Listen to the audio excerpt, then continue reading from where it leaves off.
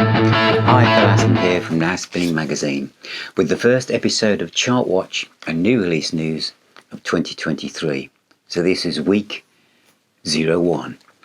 Now this is a special edition of Chart Watch because I'm going to talk about the future of the CD format and also my thoughts on vinyl and physical music overall.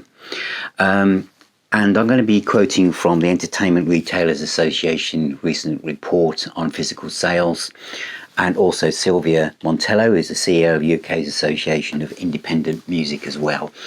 And over this year, I'm going to be talking to various record retailers and record labels about their feelings towards how physical media is performing. Obviously, specifically music, although in this episode I will touch a little bit on DVD as well, just out of general interest. So if you're watching this on the YouTube channel on the Now Spinning Magazine website, hello and welcome. And if you're listening to this on the Now Spinning Magazine podcast, hello and welcome also. And please make sure you subscribe, like, link, share, comment, and help support Now Spinning Magazine. So before I go into the numbers, obviously because it's Chart Watch, I'm just going to touch on the number one album at the moment in the first week. In the Christmas week, which I didn't do a show because it was actually Christmas, Michael Bublé got to number one with his Christmas album. And I mention that because that knocked Taylor Swift down to number two again. And his sales for the following week dropped by 96.51%, literally overnight, because it was a Christmas album and it was no longer Christmas. So he fell out of the top 200 instantly. And Taylor Swift bounced back up to number one, which I think was the third time since the album Midnights had been released. Now I mention this because the overall album sales to get to number one in the first week of 2023 was 11,311. That's the lowest number to get to number one I think there's been for, well, I can't remember. I mean, I've been quoting numbers of 22,000 to obviously Taylor Swift's 200,000, what it was when she first got to number one. But overall, the average sales for a number one album is around the 19 to 25k point. And for Taylor Swift, out of that sales, only 3,603 were physical. And I can break that down to 2,155 copies on CD and 1,432 on vinyl. How many cassettes do you want to know? 16. Okay. But I mention this because I've been saying, and I said in my Christmas special, that when I've been looking at the number one album, sometimes number two album, and breaking down the sales between CD and vinyl, CD has shifted more units than vinyl.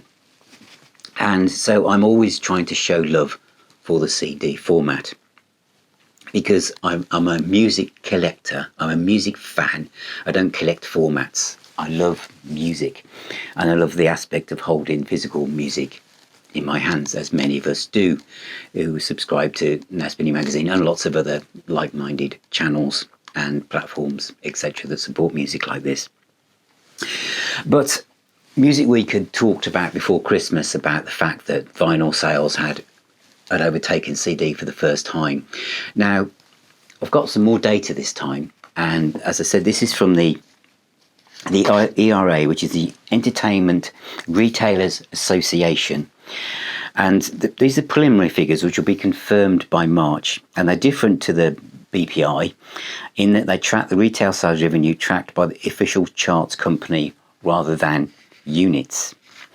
Now overall, music sales, including physical streaming and downloads, increased by 3% in 2022 to almost £2 billion. So I'm talking about the UK here. That's their highest level since 2003. And nearly double the level of their low point in 2013. So that is excellent. And it says here that, as it said, that we're within sight of exceeding 2 billion in retail sales value, first time in more than 2 decades. And music has to be great to win people's attention, but it's the buying and consumption experience that ultimately persuades people to put their hands in their pockets. And I think this is very true. Now, the main driver for growth has been streaming again. And such as Spotify, YouTube, Amazon, Apple Music and subscription streaming revenues have grown by 5% to 1.66 billion. According to BPI's volume figures, audio streams increased by 8.2% to 159 billion streams, which is absolutely amazing. Now, the thing I want to mention there is how this has changed in the world of physical music collectors. Is I remember not long ago, probably 18 months or even pre-pandemic, that lots of Facebook forums like the Compact Disc Collectors Cave and all these are places that have got about 25,000 people in their groups, lots of things on other platforms as well, that if anyone mentioned streaming, they would just literally get torn down because everyone would say, I don't stream, I never will stream, never have streamed, etc. You don't see that now. You see a lot of people saying, yeah, I stream. I stream in the car, I stream when I'm away, I stream when I'm upstairs. I still buy CDs or I buy a vinyl album, but yeah, I stream. And I think even hardened people who always probably thought they never would now stream. It's very convenient. If you look at the Now Spinning magazine's latest January playlist, which is on Spotify, you'll notice that there's loads of bands there you probably aren't aware of. But they've all been discovered from streaming, from platforms suggesting things to me that I wouldn't have heard of before. And there's so many albums in that list that, I'll be honest, I have not bought a CD by every band that's on that playlist. Because it's just, I've picked over 20 for this month. A lot of those bands are new to me. Some of them I have got a vinyl album or a CD, but a lot of them I'm still kind of ploughing through and enjoying their music before I make that move to support them in a different way. Now, the main driver for for sales has been Taylor Swift's Midnight, which has sold like absolutely boatloads of vinyl albums, but it also sold a lot of CDs, which I'll come on to at the moment. Now, physical sales fell slightly by 3.8% to £280 million, but the ERA said the figures were levelling out as the higher priced vinyl format showed sustained growth as the CD slipped. Now, I mentioned that there was a slip in CD before Christmas, which is what my show was about on that respect. And the BPI reported a 13.1% decline in physical album units, although the CD alone, the unit sales decline was 19.3%. Now, I can't deny those figures, but the fact is, as I carry on through this video and podcast, there are other things to take into account on how these numbers are being combined, really. So vinyl sales grew by 11% to £150 million, while the CD album sales fell to £124 million. That's the first time vinyl has outsold CD by that value since 1987. So that's 35 years, is it? The change was predicted, but the scale of the gap in the first year that these formats have swapped places is significant. And nobody's going to say, before you start seeing this in lots of other videos and newspapers, that the CD is dead, okay? Because £124 million is not something you're just going to walk away from. That's still a huge chunk of revenue for the music business and for the bands and the artists and the labels and etc. Everyone that keeps the wheels turning. But it has dropped considerably overall. So you might have thought that vinyl has just crept past the CD, but it's actually jumped by nearly £25 million, really. Now, the ERA's Kim Bailey welcomed the results of vinyl and stressed that retailers are subject to prevailing economic pressures, which are cool, which of course they are, because you've got to think about the price of records, the cost of living crisis, etc. And quality pressings issues with pressings, the lead-in time for vinyl, etc. Although all these things have got better.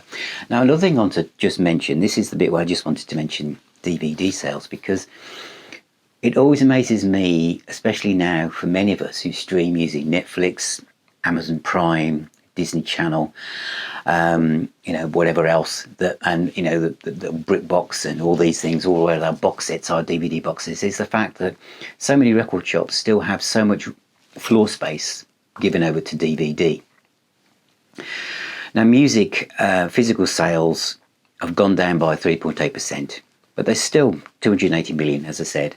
Downloads has gone down by 17.5% to 45 million.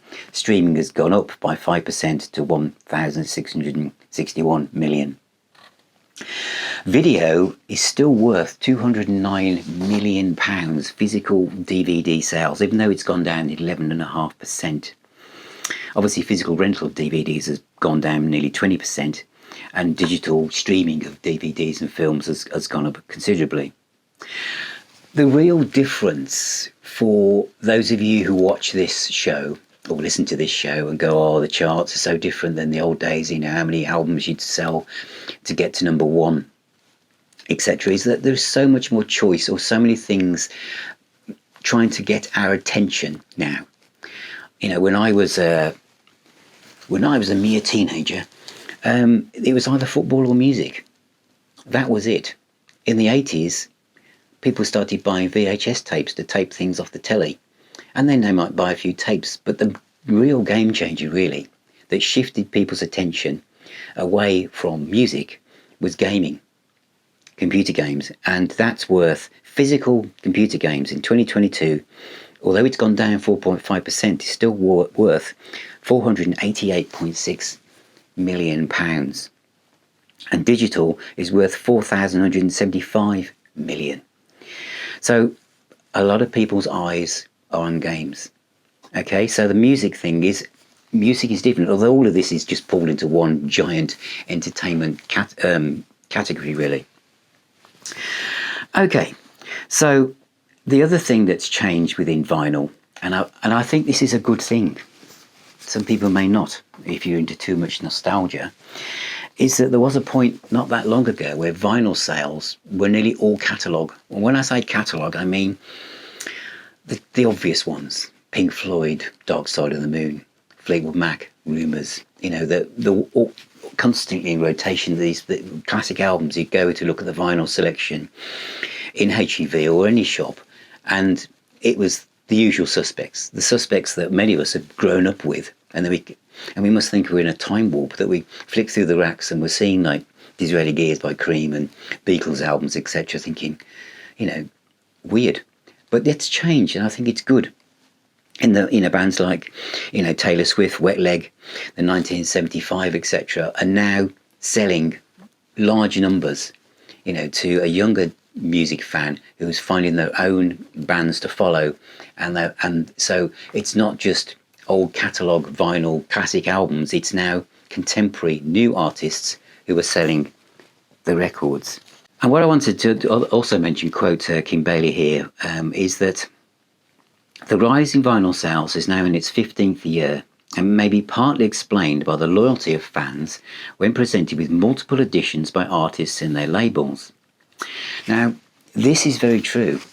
The rise of the humble cassette is an interesting point, because so many people now who are really big fans of an artist or a band will actually look at the bundles they can buy, and if you buy a deluxe set, you'll find that a cassette is bundled in with that. And of course, if you buy the CD, the vinyl and the cassette in a bundle with a signed print, that's 3 sales.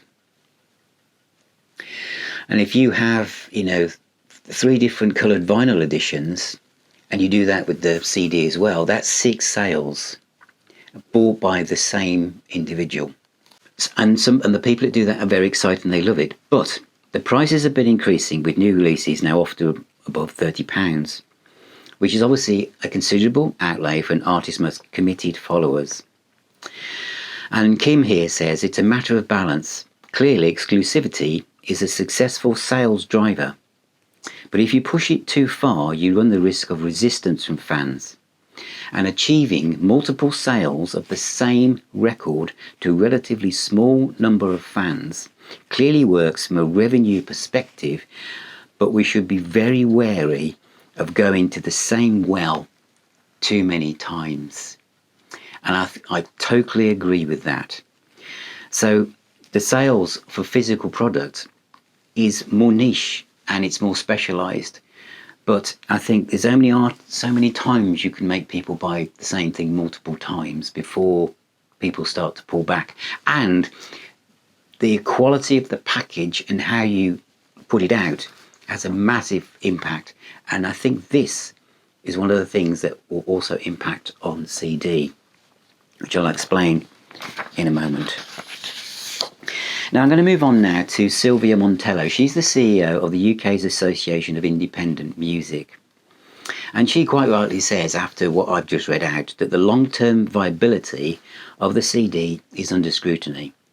The format has declined at an accelerating rate last year, with sales down, as I said, 19.3% to 11.6 million CDs were sold in the UK. Yet, as I mentioned earlier, Taylor Swift sold the highest number of vinyls for an album, that year. But the CD sales outperformed the LP release completely, and especially with releases by Arctic Monkeys and Wet Leg. With 67,877 CDs were sold of The Car by the Arctic Monkeys in 2 months last year, and they had the biggest selling CD by any act in 2022. Now Sylvia says the format can still be valuable for the independent sector, and it's a really interesting one because it depends on who you talk to in terms of how many CDs actually sell and where they sell. Now that's true, isn't it? Because the way the charts and the way all this is combined will be only do with outlets that are in the entertainment retailers system or the chart system. Not everyone's in it. So if you're buying CDs directly from a Bandcamp webpage or lots of online retailers, I'm not sure whether lots of things like Cherry Red and lots of large radios have that, they're not giving over the figures to the charts unit, or it's whether they distribute to those outlets, whether they get picked up on. So I think this is very important because lots of specialist labels are releasing CD box sets more now than they've ever done. And they certainly wouldn't be doing that if the market was declining that much. So what Sylvia says is very true, because some people might say, well, it's not selling very much to fans of rap music. I mean, we had a number one last year which had no physical sales at all, because all the sales were streaming. And then we'll have something else where it's nearly all physical. It depends on the genre and the demographic of the music fan. So obviously the importance of CDs has declined for several years in the UK, and in certain genres it's next to zero, as I've just said, and rap would be an obvious one. For other genres and for other demographics, it has its place, and that would be obviously hard rock, heavy metal, a lot of classical music, and obviously the CD box sets and etc. And then those career-defining things, which I'll come to in a moment. What's hit it has been the reduction in supermarkets and generalist stores stocking as many CDs over the last decades. Now, to kind of illustrate this point, I shared the last podcast on this subject, looking at CD and vinyl sales, on LinkedIn. And Carlin King, who's a music lecturer at Birmingham University, actually left a comment saying, all the people who are buying CDs, how are they playing them? Now, at first thought, I just thought that was like a bit of a silly question, because obviously, Now Spinning Magazine, many of the people that subscribe to our channel and all the groups and the platforms we're involved in have probably got several CD players. And it seemed such a obvious question. I actually went back and said, well, I know from my youngest son, who buys tons of vinyl, that some of his friends who buy vinyl don't have record players, but they still buy the vinyl albums. And Carlin said, oh, that's called silent vinyl. Now, I don't know how serious that phrase was, but there were two things going on here. Because if you do buy a CD and you're 16, 17, 18, and or in your early 20s, you buy a CD, where do you buy a CD player from if you haven't got one? And if you buy a vinyl album from H&V, you can buy one of those, carry case vinyl turntables with the little speakers built in. You can actually you can be set up. You can be set up immediately as soon as you leave the shop. But where do you buy a CD player from? Think about it. I mean, it's more like me talking about my Roxanne CD drive and using my DAC, to get the best possible sound through my, dedicated amp. But how many people in their early 20s are going to do that? And actually, if you think about it, buying a CD player is actually not as easy as it was. So it's not just the fact that they're not in the shops as much as they were either. Going back to Sylvia, she said there's still a place for CD for some independent labels who want to put out physical product and enjoy the margin that they can get from that. Sometimes they're now putting out CDs or cassettes because they're cheaper and quicker to manufacture than vinyl, and it can still provide something physical and tangible that fan base can buy into, so it will always have its place. As with anything else, the consumers will be the ones that decide when a particular format has run its course. And she says, just look at what happened to vinyl. And this is very true. I don't think anybody 20 years ago would have imagined that it would come back as it has right now. So let's see what consumers and us music fans will dictate what formats will live or shrink or grow themselves, which is exactly what, in a sense, all of us are doing, isn't it really? Now, I am a big supporter of the CD, but I just want to point out some things that I think are important. Now, those of you listening on the podcast, I'll do my best to help you visualize this. Because what does help any music fan want to invest in the physical side of music is the tangible aspect of feeling that it's fan first, as I mentioned before, in that something is being put together that feels worth it. So Cherry Red Records do a career-spanning box set. The Keith Hartley Band, Sinning for You, which was in my top box sets of 2022. It's a compact box with little mini gatefold sleeves and a big booklet, and the whole of the band's career is in one place. It feels well made, it feels exciting, and I feel connected to it. And I do think that the CD box set is the perfect vehicle for the CD format, where you can combine multiple albums into a box that fits into the music fan's house without causing disruptions with the rest of the family. And it's more cost effective and they sell. Where I feel the CD has lost some of its oomph is the single latest release CD option.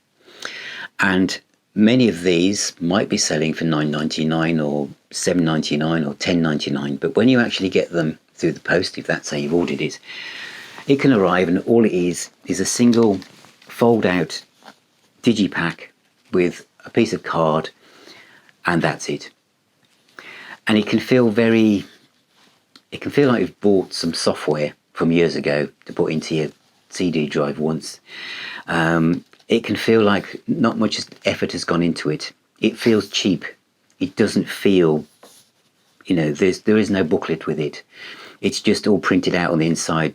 It's the sheet, card, and that's it, nothing else. And it doesn't feel like yours connected to it. It's still a physical release, but it feels like something that will be stuck on the front of a magazine and given away for free. Am I being unfair there? I don't think I am. Ghost's previous album had been released in a similar way, just a fold-out piece of card with a CD slotted in, no booklet. Last year, it went back into a jewel case with a booklet. It felt like a totally different thing. And, I've got some independent artists, that have sent me things in that have got fold-out triple panels, signed card prints, big booklets. It feels like it's special. K-pop are all on CD, but they come in boxes with other things, other memorabilia, other thing that connects you. They're like handcrafted. And I think it's that aspect that is making people look at vinyl as well. And I'll be honest, when I buy a CD box set and I open the box and it's a box set from a band that is from, previous period or decade, and the albums have been reproduced in replica little gatefold sleeves. Why is that special? It's special because it's the iconic tactile thing of a vinyl album, and I cannot escape that. A huge piled high shelving of vinyl records kind of looks like books. It has a kind of romanticism to them. And I was talking to Lee, my youngest son, about this, and because he streamed everything until recently, and now he started buying records, and he does stream a lot and buy a record and not always play it straight away. He has a record player, but when he first started collecting albums, he didn't have one, but it didn't stop him buying them. And he just thinks they look cool. He thinks they just feel like the real thing. They feel bigger. And I think it's because some CDs now are made in a way where they don't feel so special. I've got a couple of examples, like the ZZ Top one. It's very eco-friendly, but it's just a piece of cheap card with a CD slotted in it. It is easy for me to stream that. There's not much really to get excited about. And the same as the Sammy Hagar album. Great album, but it's just a fold-out sheet. It feels like I'm being not thought of as much if this is my preferred format. Whereas when I bought the album by the Cats in Space, I bought the vinyl album, which I said is like buying the hardback book to me now, whereas the CD feels like the paperback. And again, a bit like an analogy of books, we used to sometimes go to the library and borrow books because we didn't necessarily want to own that book. Like if it was just a novel, we'd read it and then, we wouldn't necessarily read it ever again. So that's like streaming, isn't it? We play things and we just want to say, do I want it or not? But this, double vinyl album comes with a booklet the size of the album. It feels very special. Fair to Cats in Space, their CDs are also very well put together as well. But I think these two dynamics are changing the way people look at physical formats. And I do think, and I'm absolutely sure of this, is that many music fans now, and this could be an older demographic, are quite happy to mix formats. Because as I said at the start of this, I am a music fan. I collect music. I don't collect formats. So to me, it's all the same whether I go to play one of these records that you can see behind me if you're watching, or I go and get a box set and put a CD on. I don't think, it's just I'm playing the artist's output. And obviously I've got some things on both formats and some things on one or the other, and it doesn't bother me. It's whatever I feel I want to do to support the artist that fits in with my lifestyle and my budget at that time. So I'd really like to know what your thoughts are on this, but I do think, and this is I have to admit, when I started Now Spinning Magazine, I was probably very much CD only. Obviously, when I started doing classic album reviews, I was showing you vinyl versions because I got them. And I'll also be honest that a lot of my record collection was in the garage. It was out of sight because, I'd given away a lot of things in the early 90s, the great vinyl cull, as it's sometimes known, around the world. But now new vinyl arrives here, and I really, really enjoy it, and so do box sets. But I think the weak link is the single release CD where it looks as if hardly any effort has been put behind it, which cheapens the product. And in some ways, in the 80s, vinyl went the same direction. That instead of being a double album, because they tried to pack 60 minutes of music on, They crammed it all onto a single album, which meant it was a noisy pressing, it was quiet, there was no lyrics, no lyric sheet, there's no gatefold sleeves, there was bare information on the back of the vinyl album, and vinyl started to feel like it wasn't loved, it wasn't cared for, and fans deserted it to the new shiny disc. And I think all formats will exist, and £124 million worth of CD sales is worth protecting. And some labels like Cherry Red are very much doing that with their box sets, etc. And I do think the box set is going to have a very positive future, and the Jethro Tull ones, which look like books anyway, but they're put together with love and attention. There's tons of stuff that's been put in to make it like, they're thinking of the fan first. But the ones that don't, it's going to be people thinking, well, I'm going to buy that album for 35 quid because I really like that band 2. I'm not such a big fan, so I'll buy the CD. And they'll look at the CD if it comes in a digipack or fold out panel with a booklet. It's a similar thing, but if it's just like a single sleeve and it looks like it's something, as I said, you've been in the front of a magazine, you're just going to leave it there, aren't you? So it will be interesting to see how this goes, but I will every week be showing you the breakdown of sales between the number 1 and number 2 album in regards to physical formats.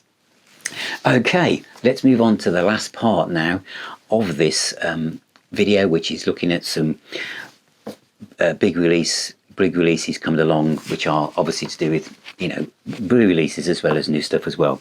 Now, the things that have taken my eye, and one of them, of course, at the time when we're doing what would you like to see in 2023 releases, has now been confirmed, which is Black Sabbath and the Tony Martin years, which has got all the albums in plus some bonus material as well, which that's going to be great. But again, that's a perfect vehicle for CD.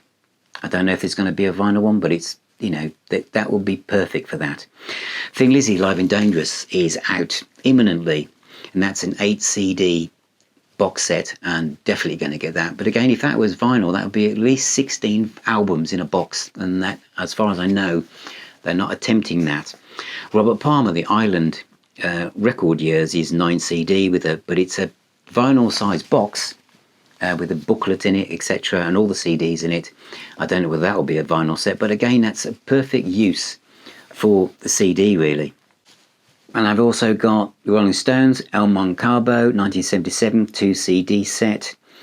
Carole King, Home Again, live from Central Park, New York City, 1973. That's due in May.